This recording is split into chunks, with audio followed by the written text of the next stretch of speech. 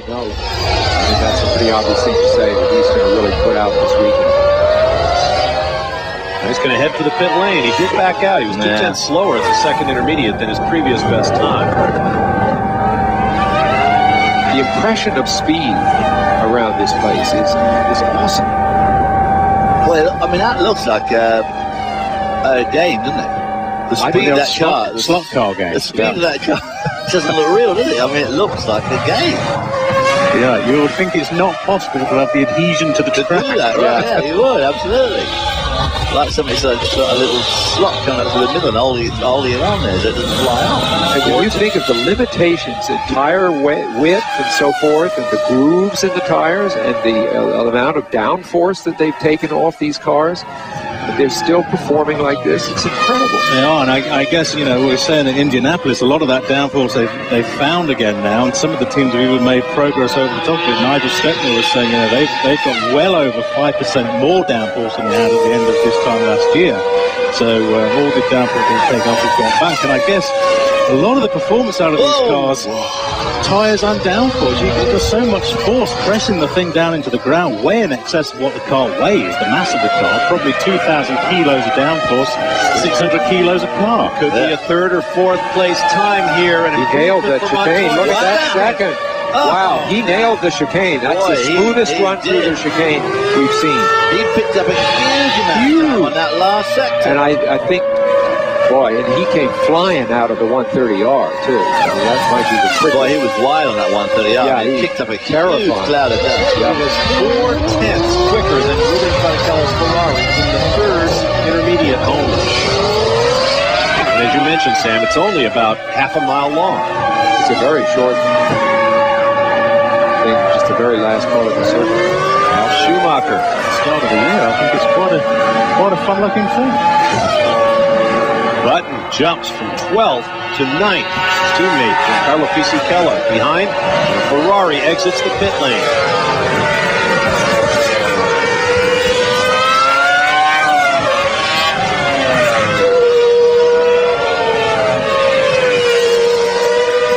Montoya's lap, when you consider that he has never been here before, is incredibly impressive.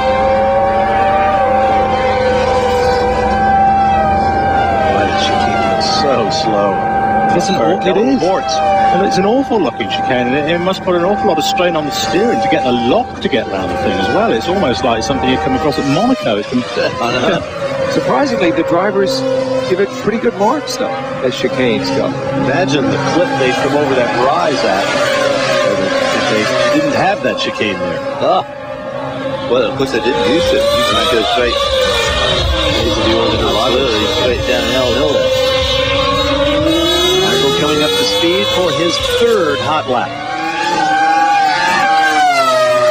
You must feel that Montoya still has something left.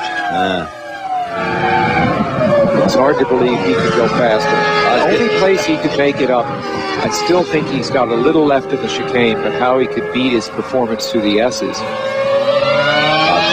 Yeah. David Coulthard, he got some more time left. 1.1 seconds left. And Lacey doing really well. Yeah. Raikkonen improving from this morning up to 12th, but still he's usually close to Heidfeld than that. Wow. That chicane is, when you look at it, that shot, it's a ridiculous thing, isn't it? Here we go. It's just, does not have the feel of a maximum effort, but something like Schumacher in a second. This corner here, I mean, they go into there at about 190. By the time they get to the second part, they're down to 90. I mean, they lose 100 mile an hour through that corner. This is a smoother run than the last lap. Does not seem, I presume they've done something to the settings, does not seem as edgy. In the first intermediate. What? Unbelievable. Here we go again. I believe it. I mean, they had plenty of room to spare on every one of those corners. I think they've improved the car. They've done something.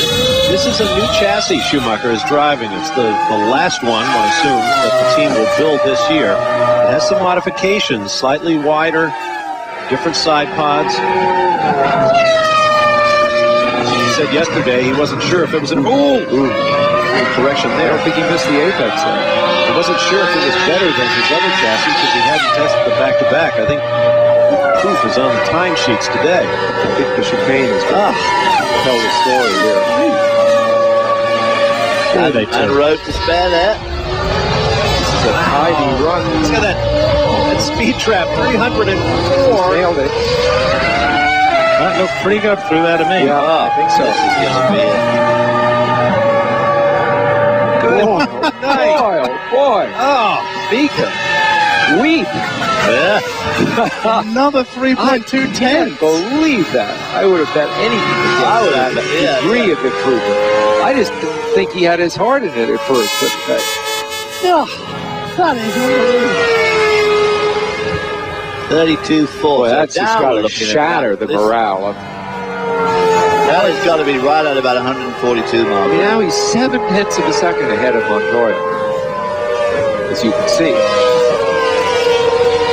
Well, I tell you what, when you're Mika Hakkinen sitting in your car in the garage and you see that time chart, you must think, You know what you think to yourself? That's why I'm retired. That's now nearly 3.5 seconds over last year's pole. Well, as the old saying goes, my bank account can't be overdrawn. I still have checks left. He can't have gone as fast as possible. He still has another hot lap. Which he may not use as we come up on 3 minutes remaining in the session. I suspect Michael has pretty much put out the fire.